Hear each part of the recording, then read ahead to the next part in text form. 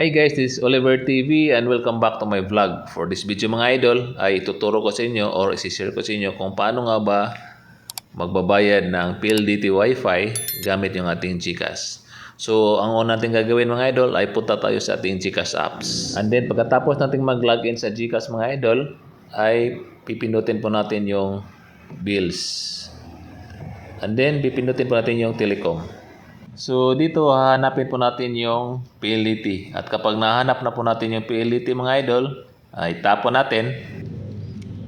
And then dito sa amount mga idol ay itatype po natin yung amount na ibabayad natin sa ating PLDT.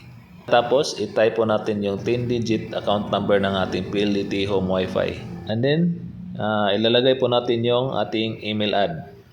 So kailangan po yung email ad natin mga idol dahil dito po ipapadala or isi-send ng GCash yung resibo ng ating payment sa PLDT. And then tapos itatapon natin yung next.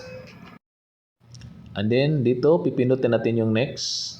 And then dito mga idol, i-double check natin kung tama po lahat yung na-input natin sa ating payments. And then kapag na-confirm natin na tama lahat, pipindutin natin yung confirm. So ayan po mga idol, successful po yung ating payment.